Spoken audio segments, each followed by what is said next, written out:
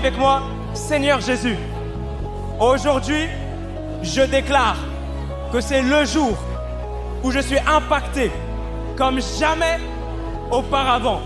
Je déclare que mon cœur est sensible et ouvert à la présence et à la parole de Dieu. Je déclare qu'il est impossible pour moi de repartir d'ici comme je suis venu. Je déclare que je vais être bousculé, percuté par le Saint-Esprit ce matin. Assurément, quelque chose se passe dans ma vie spirituelle. Je déclare que je ne serai plus jamais le même. Je passe de la révélation à l'action dans mes dons spirituels. Et assurément, on parlera de moi comme un signe pour ma génération. Alléluia.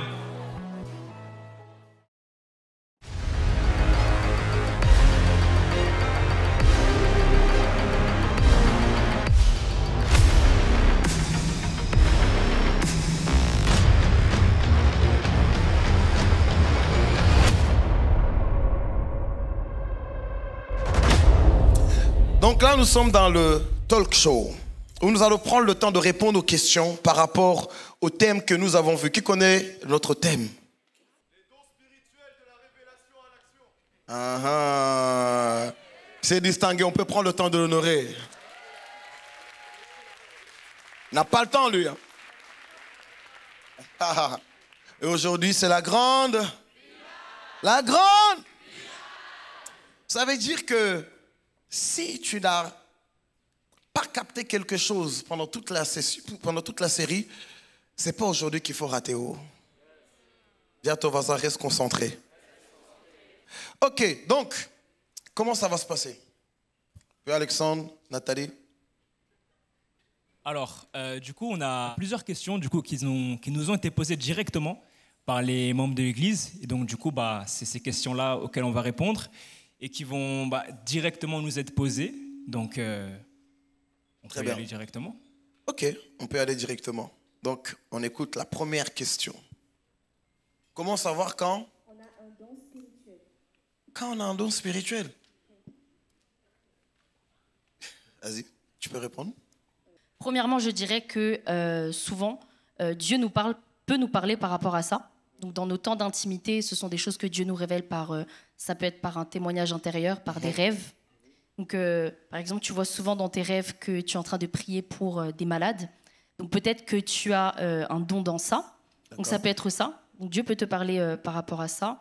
Aussi, en fonction de tes aspirations, souvent c'est en lien. Quand on aspire fortement à des dons, c'est souvent là où Dieu veut généralement nous conduire. Après, comme tu nous as enseigné dans tes prédications précédentes, on peut aspirer à tous les dons en soi, mais les premiers auxquels on inspire, ce sont souvent ceux du coup, que Dieu nous met en nous. Et je peux déjà donner ces éléments de réponse-là. Très bien. Tu veux ajouter quelque chose? Oui, j'aimerais bien rebondir sur ce que la responsable Nathalie a pu dire. Moi, je crois une chose, c'est que, en vérité, dès lors qu'on reçoit le Saint-Esprit, on accepte Jésus dans notre cœur, on le reconnaît comme Seigneur et Sauveur, on reçoit le Saint-Esprit. Et dès lors qu'on reçoit le Saint-Esprit, en vérité, en recevant le Saint-Esprit, on reçoit le package complet. Ce que je veux dire par là, c'est quoi? C'est qu'avec le Saint-Esprit vient les 9 dons charisma. Amen. Ce que je veux dire à quelqu'un, c'est quoi? C'est qu'en vérité, tous les dons sont déjà en toi. Il suffit juste maintenant de pouvoir les activer. Et je pense que c'est ce qu'on a compris également depuis le début de cette série d'enseignements, c'est qu'en vrai, les dons, ils sont en nous. Ils ne sont pas à l'extérieur, je ne sais où, tout est à l'intérieur de nous. Il suffit juste à nous maintenant de pouvoir le faire ressortir, de le manifester et de l'exercer. Jésus à la croix a pu dire que tout est accompli. Cela signifie qu'en vérité, du ciel, il n'y a plus rien à télécharger dès lors que tu as reçu le Saint-Esprit. Dès lors que tu as reçu le Saint-Esprit, en vérité, il y a tout en toi. Je dirais maintenant du coup que la seule chose qui te bloque entre toi et la manifestation des dons qui sont en toi, c'est le fait d'oser. La Bible dira que l'Esprit du Seigneur est sur moi car il m'a oint pour. Amen. La Bible dit bien, il m'a oint pour. Amen. Mais comment est-ce que tu sauras que tu es oint pour si tu ne le fais pas? Yes. Si il m'a oint pour annoncer, si j'annonce pas, je ne saurais pas à quel point je suis oint pour la chose. Amen. Comment savoir que j'ai un don pour ceci, cela ou cela si je n'ose pas le faire? tant que tu n'oses pas prophétiser peut-être au GR, aller prier pour un malade, donner une parole de connaissance, tu ne sauras pas à quel point peut-être tu es loin pour ça. Donc je veux dire à quelqu'un, une des manières également pour découvrir les dons qui sont en toi, ou du moins les activer, c'est d'oser, y aller. Ne te pose pas 36 questions, ose, va, et tu verras, Dieu va t'accompagner. Très bien. La question était de savoir comment savoir qu'on a un don. En fait, lorsque tu reçois le Saint-Esprit, tu as forcément quelque chose. Forcément, de fils. Donc la question, ce n'est pas plutôt comment savoir qu'on a, c'est comment découvrir ce qu'on a. Ok? Et c'est dans la découverte de ce qu'on a, c'est là où on doit justement se mettre en action. Parce que ce qui nous a été donné, c'est pour un but. C'est pour ça qu'il a dit, j'ai été oint pour. Donc, si tu veux savoir si tu peux donner des paroles de connaissance, va trouver quelqu'un et commence à donner des paroles de connaissance. Parce qu'on a été habitué à d'abord savoir faire avant d'y aller. Sauf que dans les choses de Dieu, tu découvres ton savoir-faire en faisant. C'est pour ça que même le parler en langue, on ne l'apprend pas. Ce n'est pas une langue qu'on apprend et on vient ensuite répéter. Ce n'est pas comme le français. C'est quand tu ouvres la bouche et que tu veux parler, que tu oses parler en langue, que tu parles en langue. Ceux qui n'arrivent pas, c'est parce qu'ils n'osent pas. Est-ce que j'ai pu répondre à la question? Deuxième question ou troisième, je ne sais plus. Alors, la deuxième question. Comment entretenir le manteau que Dieu a déposé sur nos épaules lors des épreuves difficiles? Le manteau ne part pas parce que les épreuves arrivent. Ce que Dieu nous a donné, il nous l'a donné. Vous aurez peut-être quelque chose à rajouter? Je suis d'accord avec toi. La Bible dit que Dieu ne se repent pas de ses dons et de son appel. Dieu ne se repent pas de ses dons et de son appel. Cela signifie qu'en vérité, peu importe les facteurs externes, peu importe les tribulations, les tempêtes, ça n'enlève en rien les dons, l'appel qui sont sur toi et qui sont les tiens. Ça n'enlève en rien ça. Je dirais même d'ailleurs qu'en vérité, les épreuves extérieures sont même là pour révéler qui tu es et qui tu as. La vérité, c'est que lorsqu'il y a des épreuves qui arrivent, c'est même l'occasion pour démontrer qui tu es réellement en Christ. En fait, la Bible dit que si une foi est semblable à un grain de sénévé, elle dira à cette montagne, déplace-toi de là. Déplace-toi de là et la montagne ira se jeter dans la mer. Mais cela révèle quoi? Cela révèle qu'en vérité, la foi n'est pas là pour fuir la montagne, mais elle est là pour chercher une montagne à déplacer. Donc en vrai, si le juste vivra par la foi, ça veut dire que le juste ne fuit pas lorsqu'il y a une montagne, mais en vérité, le juste même cherche la montagne pour exercer la foi qu'il a reçue. Donc en fait, le manteau ne part pas parce qu'il y a des circonstances, ou du moins, cela voudrait dire qu'en vérité, spirituellement, tu es très affaibli. Parce qu'en vrai, si tu es connecté à l'esprit et en communion avec Dieu, lorsqu'une épreuve vient, cela doit révéler qui tu es et qu'est-ce qu'il y a au-dedans de toi et qui tu as avec toi. Ce que veut dire en fait, vas-y. Pour rebondir sur ce que je disais, quand on parle des dons spirituels, on dit que les dons sont les dons du Saint-Esprit. Et souvent, on s'arrête aux dons seulement et on oublie la partie en fait où on doit développer une intimité avec le Saint-Esprit. En fait, je pense que la personne qui a posé cette question-là, si j'ai un conseil à te donner, si ce que tu ressens, c'est de la peur que de perdre en fait ce que Dieu t'a donné, approche-toi de Dieu seulement, développe ton intimité avec lui et les choses viendront par la suite, tout simplement. Amen. Donc ça veut dire qu'en réalité, ce que Dieu t'a donné, tu l'as.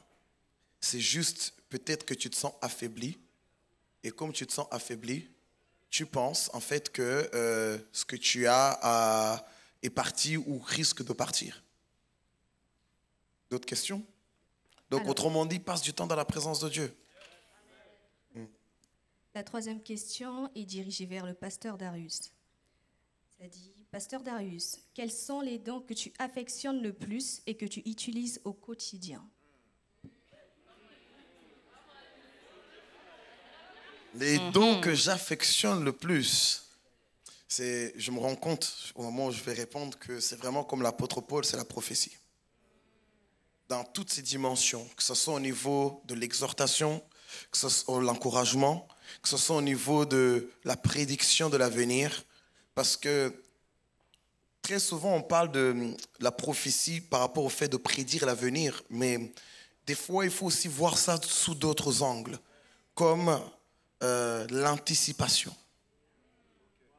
Le fait de se dire, bon, je sens que ça va se passer comme ça, donc faisons plutôt comme ça. Des fois, c'est le prophétique aussi qui est en train d'intervenir. Pas tout le temps, mais des fois c'est le cas. Ça fait que tu peux des fois te dire, bon, je sens qu'il va y avoir quelque chose. Juste un exemple très simple. Pendant qu'on était là, tout à l'heure, parce qu'on parle au quotidien, donc c'est quelque chose qui revient souvent. Pendant qu'on était là tout à l'heure, là, il n'y a même pas 2-3 minutes, 5 minutes, je me suis dit, je suis sûr qu'ils n'ont pas fait attention et qu'il va y avoir du bruit venant de là-haut. Mais je me suis dit, bon, on va voir. Eh bien, effectivement, le bruit est venu. Mais comment j'ai pu penser à ça alors que ça n'a rien à voir avec ce qu'on est en train de faire? Des fois, ça peut être le prophétique. Mais des fois, ça peut être aussi, j'ai déjà vécu ça, donc je me dis que peut-être. Vous voyez ce que je veux dire? Donc, ça peut être lié à beaucoup de choses. Mais moi, ce que j'affectionne le plus, c'est le prophétique. Parce que ça te permet d'avoir toujours un train d'avance. Mais je me rappelle même avant, bon, parce que ça fait longtemps que je ne prends plus les transports, mais quand je prenais les transports, je savais à quel endroit où la porte du RER allait s'arrêter. Et souvent, je me décalais, parce que je me disais souvent, mais purée, je m'arrête là, mais selon les indications, mais ça s'arrête toujours à côté. Tu vois, et du coup, tu peux rater parce qu'il y a trop de monde. Et je demandais souvent au Seigneur, comment je peux faire? Et je voyais souvent des visions où la porte va s'arrêter là, où ça va être comme ça ou comme ceci. Et ça me permettait de pouvoir gagner peut-être un peu de temps. Mais c'est mon quotidien, ça m'aide beaucoup ça. Voilà. Après, il y en a beaucoup en vrai, hein. Mais c'est surtout ça. Après, la foi, c'est plutôt la foi active, c'est pas le don. Le don de foi spéciale, là, c'est Dieu qui nous déclenche. Mais c'est ce que j'affectionne le plus, je dirais, la prophétie. Après, la foi, on vit avec tous les jours. Ça, c'est le chrétien. Alors, la question suivante est à propos du don de foi spécial. Uh-huh. Avez-vous des exemples bibliques de dons de foi spécial? Il y en a plein. Hein. Alors, par rapport à ça, déjà même, l'apôtre enseigne une chose. Par rapport à la résurrection, c'est qu'il y a 3 dons qui opèrent. À chaque fois qu'il y a une résurrection, il y a le don de foi spéciale, il y a le don d'opérer des miracles et le don de guérison. Yes. Les 3, du coup, opèrent simultanément au moment où il y a une résurrection. Et du coup, on peut voir dans les évangiles qu'à plusieurs reprises, Jésus va opérer dans la résurrection. Même dans le livre des Actes, on verra que les apôtres vont également opérer dans leur résurrection. Donc du coup, ce miracle-là ou ces miracles-là, du coup, vont également démontrer qu'à ce moment-là, il y a l'exercice du don de foi spéciale lorsque ce miracle se produit. Donc, en vrai, dans la parole de Dieu, il y a beaucoup de miracles qui sont produits où il y a clairement une manifestation du don de foi spéciale. Par exemple, je pense par exemple à Moïse qui va ouvrir la mer en deux. La vérité, je pense qu'il n'a jamais fait ça avant. Non, il n'avait jamais fait ça avant. Oui, clairement, il ne l'a jamais fait. Et du coup, une mer entière qui se fend en deux devant lui, devant tout le peuple, si ce n'est pas une foi spéciale qu'il faut à ce moment-là, je ne sais pas ce que c'est. La vérité. Yes. Mais il y a beaucoup de miracles extraordinaires dans la parole de Dieu où on voit clairement que non, là, c'est une foi qui révolutionne, clairement, et c'est une foi spéciale qui est manifeste et qui amène de tels miracles dans la parole, tout simplement. Et Nathalie? Il y a dans la Bible aussi ce passage-là où Josué va arrêter le temps. Et scientifiquement, ça a été prouvé qu'à ce moment-là où il a prié afin que le temps s'arrête, eh bien, il y a un cours dans le temps jusqu'à aujourd'hui qui marque en fait ce moment où justement il y a eu cette pause-là. Et je pense, pareil, que Josué n'avait jamais fait ça auparavant. Et ça montre du coup l'action de Dieu. Parce que ce que l'apôtre enseignait, je crois, oui, c'est que le don de foi spéciale, c'est un don qui est passif parce que c'est Dieu qui agit et nous, on est comme un peu dans le repos. Et quand c'est notre foi qu'on active, du coup, elle est active, contrairement au don de foi spécial. Exactement. En fait, c'est que, comme l'apôtre l'a enseigné, en fait, la foi, le don de foi spécial, il disait que c'est Smith Wigglesworth qui dit ça, c'est que à partir du moment où on pousse notre foi à notre maximum, le don de foi spécial ensuite se manifeste. Donc c'est pour ça que même Moïse va dire au peuple, avancez vers la mer. Pendant qu'il leur dit avancer, il voit la mer et après il se tourne vers Dieu et dit, Seigneur, on fait comment là? Ils sont en train d'avancer vers la mer. Il dit, mais purée, c'est pas le moment de prier. Tends ta main et fends la mer en deux. Donc pour Dieu, c'était logique qu'il le fasse. Donc Dieu considérait qu'il n'avait même pas besoin de le consulter. Voyez-vous, l'une des choses qui peut vous permettre de voir aussi que c'est un don de foi spécial, c'est lorsque ces choses-là n'ont jamais été faites. Mais il n'y a pas que ça. Ça peut être aussi de pouvoir porter quelque chose qui en temps normal, ce n'est pas possible. Ça veut dire qu'en temps normal, si on t'avait dit que tu allais faire ça, tu allais dire c'est impossible, c'est faux, je ne peux pas. C'est vrai qu'il y a des miracles extraordinaires ou prodigieux, comme marcher sur l'eau, ressusciter les morts, fendre la mer en deux, arrêter le soleil, ou sinon le fait que la terre tourne parce qu'il a arrêté, parce que ce n'est pas le soleil qui a été arrêté. Parce que la Bible nous dit qu'il a arrêté le soleil. Mais en réalité, c'est la terre qui a été arrêtée. Parce qu'on sait que le soleil ne tourne pas autour de la terre, mais c'est la terre qui tourne autour. Donc, s'il y a quelque chose qui s'est arrêté, qui tournait, c'est la terre. Bref, je viens de penser à quelque chose, mais ce que je me demande, parce que, en fait, même tout le système solaire tourne autour de notre Voie lactée. Est-ce que tout le système solaire s'est arrêté? Je ne sais pas. J'ai rien dit, hein. Voilà. Bref, donc, c'est comme ça qu'on comprend alors que... la foi spéciale sera à chaque fois où tu vas faire quelque chose qui dépasse ta foi. Mais tu vas le faire avec une aisance extraordinaire. C'est différent de la foi active. La foi active, tu sens vraiment que tu es en train d'utiliser ta foi. Tu sens que tu tires. Tu vois un peu. Si par exemple je te demande de porter ce fauteuil, tu vas sentir quand même qu'il est lourd. Mais à partir du moment où tu l'attrapes avec les 2 petits doigts, que tu le lèves, ce n'est plus normal. Vous voyez ce que je veux dire? C'est un peu ça la foi spéciale. C'est que ce n'est plus normal. C'est-à-dire que là où peut-être tu es censé être inquiet, là où tu es censé avoir peur, il n'y a plus de peur, il n'y a plus d'inquiétude. Bon, on continue. Une autre question. Quels sont les obstacles les plus fréquents qui nous empêchent d'exercer nos dons et comment les surmonter? Nathalie. L'un des premiers obstacles qui me vient et dont on parle très souvent, c'est le caractère. Je crois que c'est l'apôtre qui avait dit ça aussi. La question, c'est qui nous empêche d'exprimer. D'exercer ou d'exprimer? D'exercer. D'exercer. Ok. Du coup, le caractère. Ce qu'il disait dans une prédication, je crois, c'est que les dons, on peut les travailler, mais tout ce qui concerne les fruits de l'esprit, c'est quelque chose qu'on doit sans cesse chercher dans nos temps d'intimité, etc. Et je pense que c'est l'une des premières choses qui pourrait bloquer. Ça veut dire que tu peux avoir des dons de dingue, mais si tu as un caractère qui est pourri, en fait, ça ne se manifestera pas comme tu le veux et surtout comme Dieu le veut. Donc ça, c'est le premier point que je pourrais apporter. Très bien. Tu as un point? Alors, moi, ce que je pourrais dire, ce qui bloque beaucoup l'exercice des dons spirituels, je dirais chez beaucoup, c'est la peur. C'est-à-dire, en fait, que non, mais est-ce que vraiment, si je prie pour lui, est-ce qu'il sera vraiment guéri? Est-ce que, du coup, si je donne cette parole-là, est-ce que vraiment je vais taper juste ou est-ce que je vais pas taper totalement à côté de la plaque? Est-ce que vraiment, si je sais pas, si je donne cette parole-là, est-ce que ça va lui parler? Est-ce que ça va pas lui parler? Est-ce que si, je sais pas, je prie pour lui, est-ce qu'il va se passer quelque chose? En fait, je pense que beaucoup de personnes, c'est ça qui bloque vraiment la manifestation et l'exercice des dons. C'est-à-dire, mais je ne sais pas si je vais y arriver, je ne sais pas si ça va le faire, je ne sais pas si ça va marcher. Et plein de fois, et beaucoup de fois, en fait, ça bloque l'action du Saint-Esprit dans leur vie. Et je dirais qu'en fait, ça là, la peur ou la timidité ou toutes ces choses-là, en fait, agit vraiment comme un blocage par rapport au potentiel qui est le vôtre.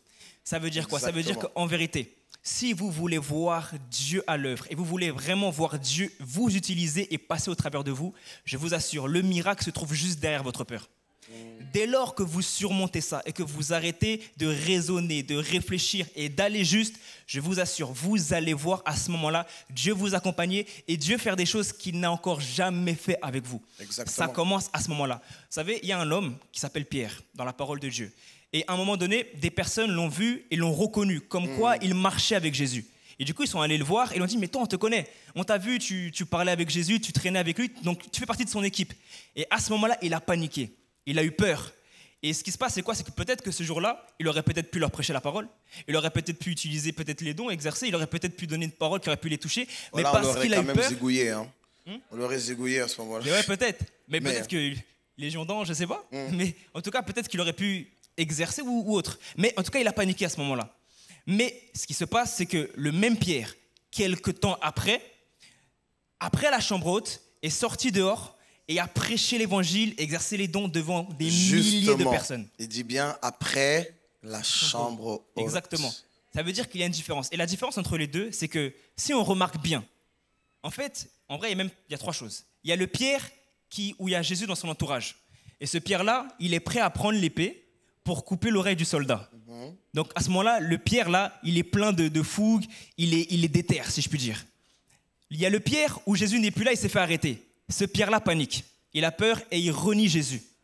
Et il y a un autre Pierre, du coup, qui est après la chambre haute, qui sort dehors et qui prêche l'évangile avec puissance. On remarque une chose.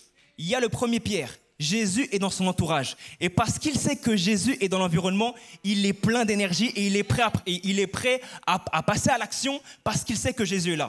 Il y a un Pierre qui a oublié et qui n'a plus conscience que Jésus est dans son environnement et donc il commence à paniquer et à avoir peur. Premièrement, c'est quoi?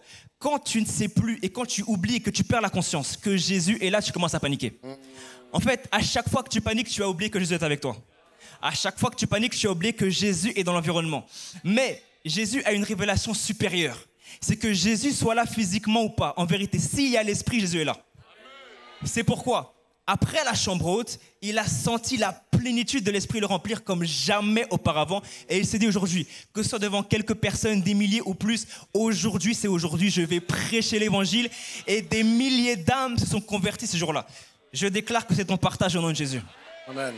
Et ça s'est passé après un niveau de plénitude. Ce qui vint vraiment, la peur, la timidité, le manque de courage, c'est la plénitude du Saint-Esprit. Et c'est la raison, c'est vraiment important de le comprendre parce que, comme il a dit, il y a 3 niveaux de Pierre. Le premier Pierre, Jésus autour de lui. Mais Jésus autour de lui, et c'est comme ça que beaucoup, quand on est entre chrétiens, vous êtes courageux. Tout le monde est saint à l'église, hein. Tu peux manifester la sainteté, tu peux, même s'il y en a qui dérapent, mais à l'église, tout le monde est bien. Pourquoi? Parce qu'on est dans un environnement de gloire. Amen. Quand tu es seul là, c'est là où maintenant tu te permets, on commence à voir ton caractère ressortir. C'est là où des fois tu vas sortir des gros mots, c'est pas grave. Personne ne te surveille, tu vas commencer à écouter 2, 3, 4 chants du monde. Il n'y a rien. Parce que tu es seul. Enfin, tu te crois seul. Maintenant, le troisième Pierre, c'est celui justement qui a été rempli du Saint-Esprit. C'est pour ça qu'il ne suffit pas d'avoir l'environnement, l'atmosphère chrétienne, il faut qu'elle soit en toi. Si elle est en toi, peu importe où tu es, tu manifesteras la puissance de Dieu. En fait, le Seigneur a fait les choses de sorte que nous ayons besoin de lui. D'ailleurs, il va le dire, sans moi, vous ne pouvez rien. Vous ne pouvez rien faire sans moi. Ce qui veut dire que Christ en moi, l'espérance de la gloire. Je puis tout par celui qui me fortifie, celui qui est en moi, celui qui agit avec puissance dedans de moi. Mais sauf que pour que cette puissance se manifeste, il faut que tu sois rempli de lui. Donc pour vaincre la peur, pour exercer tes dons, sois rempli du Saint-Esprit. Quand tu es rempli du Saint-Esprit, tu n'as plus peur de personne. Tu n'as pas peur de la honte. Tu n'as pas peur d'être humilié. Le deuxième Pierre avait peur de se faire tuer. Mais le troisième Pierre n'avait plus peur de se faire tuer. Il n'avait plus peur de la mort. Donc, cette peur est enlevée, cette peur est enlevée par la plénitude du Saint-Esprit et le courage t'est donné par la plénitude du Saint-Esprit. En réalité, on a l'audace de parler avec fermeté parce que nous sommes pleinement convaincus. C'est parce que si je te demande tu es un garçon ou une fille, tu ne vas pas commencer à hésiter. Bon, même si on sait qu'aujourd'hui, on est dans une époque où il y en a qui hésitent, mais en temps normal, si je te dis, bon, ok, bon, j'allais même dire, tu es un être humain ou tu es un oiseau, même là, aujourd'hui, c'est... Ok, tu as des yeux ou tu n'as pas d'yeux? Tu sais si tu as des yeux. Est-ce que tu as un nez? Tu le sais tout ça, parce que c'est une évidence pour toi. Donc, ça ne va pas être compliqué pour toi de le défendre. Tu n'as pas besoin d'une quelconque assurance. C'est la même chose, c'est-à-dire que ce que tu dis, tu dois en être sûr à plus de 100%. Sauf que cette assurance vient du Saint-Esprit. Mais on va en parler tout à l'heure, la plénitude du Saint-Esprit. L'autre question. Alors, dernière question. Pouvez-vous expliquer un peu plus le don de parole de sagesse? Pour expliquer du coup le don de parole de sagesse, comme on donne souvent la définition de ce don-là, c'est comme éclairer en fait une situation dite compliquée par une solution surnaturelle. Yes. Et souvent quand ça arrive, moi, quand je m'approche par exemple de toi pour te poser des questions, ça me fait cet effet-là, par exemple, d'avoir comme des questions qui me trottent la tête. Quand je te les pose et que tu viens me donner une solution, ça vient comme m'éclairer et les choses en fait deviennent logiques. En fait, le don de parole de sagesse, c'est vraiment rendre quelque chose plus clair, alors qu'auparavant, c'était peut-être un peu brouillon, un peu ténébreux, etc. Et c'est souvent ce qu'on ressent quand voilà, on a beaucoup de questions et qu'on s'approche de nos leaders et qu'ils viennent avec juste une parole et ça vient comme tout étalé devant nous et on avance comme ça. C'est ça exactement, en fait, elle a bien résumé. Si je peux donner un exemple biblique, par exemple, quand on voit la vie de Joseph en Égypte, Pharaon faisait des rêves depuis très longtemps. Et il n'arrivait pas à avoir l'interprétation. Il demande du coup à ses sorciers, à ses mages, à ses serviteurs de trouver une interprétation. Personne ne trouve. Et lorsque du coup Joseph arrive devant Pharaon, de manière surnaturelle, il donne exactement l'interprétation. En fait, il donne la solution au problème que Pharaon avait depuis un bon moment déjà. Et de manière surnaturelle, c'est à ce moment-là où il donne une parole de sagesse qui est l'interprétation du rêve de Pharaon. Yes. Et c'est à partir de ce moment-là où Joseph a commencé à être élevé. Ça prouve également une chose, c'est que ce don-là peut également être un don qui peut énormément servir, même pour, si je puis dire, le fait de se distinguer. Parce que si tu es la personne qui trouve des solutions là où personne ne trouve de solution, on va te regarder toi. Exactement. Et on va te remarquer toi, tu vas te distinguer. Sans vouloir te couper, parce qu'en fait, vous savez, les entreprises viennent répondre à des problématiques. On te paye parce que tu as répondu à une problématique. Je dirais même tu payes pour ton ignorance. Tu payes parce que tu es ignorant. Pourquoi tu prends le bus? Parce que tu n'as pas l'argent pour t'acheter une voiture. Ou bien parce que tu n'as pas la capacité de te déplacer sans éviter les embouteillages. Donc, tu payes transport en commun. Pourquoi tu vas chez le médecin? Parce que tu ne sais pas comment te soigner. Pourquoi tu vas chez le mécano avec ta voiture? Parce que tu n'as pas la sagesse du mécanicien. Donc, tu payes pour ton ignorance. Or, celui qui acquiert une connaissance va forcément devenir l'enseignant de ceux qui ne l'ont pas. Amen. Si tu prends le temps d'approfondir un sujet, tu viens de te qualifier comme le professeur de ce sujet. Donc, à chaque fois, la manifestation du don de sagesse, comme ils ont pu le dire, c'est que tu réponds à une problématique. Et à chaque fois que tu réponds à une problématique, vous savez, j'aime bien le dire, les dons, moi j'aime les utiliser au quotidien. Parce qu'il y a les dons pour les autres, c'est vrai, pour édifier le corps de Christ, pour témoigner, pour nous aider à témoigner. Mais je suis persuadé que ces dons-là, vous savez, par exemple, quand on parle de la foi active, il y a le don de foi spécial, mais il y a la foi active que tu développes toi-même. Il y a le parler en langue, il y a le don du parler en langue. Je crois également qu'il y a la sagesse pour nous. Il y a le don de sagesse, mais il y a le fait de pouvoir utiliser de façon surnaturelle la sagesse, mais pour nos propres vies en fait. Mais lorsqu'on a besoin d'utiliser la sagesse, l'intelligence pour nos propres vies, là il va falloir que le don de foi, du moins la foi active intervienne. Parce que c'est par ta foi. Je vais vous donner un exemple. Il y a très longtemps, ça m'a choqué et j'ai gardé ça à vie et je fonctionne avec ça aujourd'hui, jusqu'aujourd'hui. Je suis avec l'apôtre, on est encore à Rennes. Je suis tout nouveau à l'église, je suis allé le rendre visite et je ne sais pour quelle raison, je ne me rappelle plus trop, mais il devait mettre des choses dans sa voiture et le coffre était plein.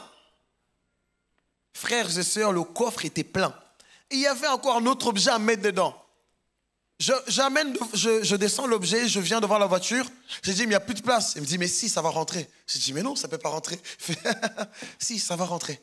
Je me suis dit mais qu'est-ce qu'il ne comprend pas là, je crois. Il ne voit pas que c'est plein. Donc, il déplace 2-3 trucs et il met la chose. Je me dis Seigneur Jésus, mais il n'y avait plus de place tout à l'heure. Et depuis ce jour jusqu'à aujourd'hui, je marche avec cette révélation. C'est devenu comme un réma pour moi. Tout est une question de foi, je vous assure. Beaucoup de fois peuvent te dire il n'y a plus de solution. Mais décide de croire qu'il y a toujours une solution et il y aura une solution. Et là, pour décider de croire ça, maintenant, c'est la foi. Parce que tu vas essayer une fois à essayer de ranger des choses comme ça ne va pas passer. Tu vas essayer d'autre façon, ça ne va pas passer. Tu vas essayer d'une autre, ça ne va pas passer. Mais comme tu as la foi te pousse à la persévérance t'amènera au résultat. Parce que tu crois, tu sais que c'est comme ça que ça va fonctionner. Et j'utilise moi personnellement le don de parole de sagesse. Comme elle disait, je vais l'utiliser par rapport aux gens, par rapport à leurs solutions. Mais j'utilise aussi beaucoup, comme je vous l'expliquais, on ne va pas parler du don de parole de sagesse, mais on va plutôt parler de cette capacité à apporter une solution. Amen. Parce que la Bible n'en parle pas en tant que don de parole de sagesse lorsqu'il s'agit de notre vie. Parce que les dons nous ont été donnés pour les autres. On est clair là-dessus. Donc, mais personnellement dans ma vie, j'aime résoudre les problèmes. J'aime résoudre les problèmes parce que je sais que c'est la résolution des problèmes, comme le Père Alexandre pouvait dire, qui te positionne et qui te fait avancer. Et parce que tu arrives à résoudre un problème, on te payera pour ça. On t'élèvera pour ça et on te valorisera pour ça. Beaucoup à l'église veulent être élevés. Résoudre des problèmes. Parce que des personnes qui voient des problèmes, il y en a plein. Mais ceux qui arrivent à les résoudre, il y en a très peu. Parce que lorsqu'il s'agit de les résoudre, tout le monde a la flemme. Au début, tout le monde essaye. Hein. Il y en a, du moins, il y a une partie qui essaye. Mais dans la partie qui essaye, il y a une partie qui laisse tomber. Il y a une toute petite partie qui persévère. Mais au bout d'un certain temps, eux aussi laissent tomber. Au final, on se retrouve là, pas de solution. En fait, la seule différence, c'est que nous, on persévère. Je dis nous parce que je parle de toi et moi. Amen. Donne-moi un bon amen. On persévère. Et on ne se lasse pas. On se lasse. Dès qu'il y a un problème, on considère qu'on n'a pas seulement la solution, mais nous sommes la solution. Et Jésus nous appelle à devenir la solution du monde. Il va le dire différemment, il va dire, vous êtes la lumière du monde et le sel de la terre. Amen. Mais on va voir dans la deuxième partie que tout ceci dépend de la plénitude du Saint-Esprit. Parce que c'est la plénitude du Saint-Esprit qui t'amène à devenir surnaturel. Parce que quand tu deviens surnaturel, tu commences à vivre une vie extraordinaire. Tant que tu n'es pas encore surnaturel, ta vie est banale. Ta vie est naturelle. Alléluia. J'aimerais qu'on puisse le déclarer et dire merci Seigneur, parce que je grandis dans les dons et dans la manifestation des dons. Je suis rempli du Saint-Esprit. Par conséquent, je n'ai pas peur de manifester les dons du Saint-Esprit. Je n'ai pas peur de manifester ce que tu m'as donné pour me mettre dessus de ma génération. Je déclare que je vis une vie surnaturelle. Je marche dans le surnaturel. Le surnaturel est mon quotidien. Tous les jours de ma vie, je marche et je vis dans le surnaturel. Je déclare que toute arme forgée contre moi pour m'empêcher de vivre et de manifester le surnaturel est nulle et sans aucun effet. Je déclare que la gloire de Dieu se manifeste dans ma vie avec puissance. Je déclare que toute arme forgée pour m'empêcher de marcher dans la puissance de Dieu est nulle et sans aucun effet. La gloire de Dieu se manifeste tous les jours de ma vie, chaque instant de ma vie, chaque moment de ma vie. Je déclare que la plénitude de Dieu est mon partage. La plénitude de Dieu est mon partage. Je suis rempli du Saint-Esprit tous les jours, 24 heures sur 24, 7 jours sur 7, chaque instant de ma vie. Je suis rempli du Saint-Esprit. Merci Seigneur. Merci Seigneur, parce que je marche selon l'Esprit. Je ne marche pas selon la chair, mais je marche selon l'Esprit. Chaque instant de ma vie, tous les jours de ma vie, à chaque fois que tu m'inspires une adoration, je prends le temps de t'adorer au nom de Jésus. À chaque fois que tu m'inspires de prier, je prie. Je ne passe pas à côté de tous les moments où le Saint-Esprit m'amène à prier.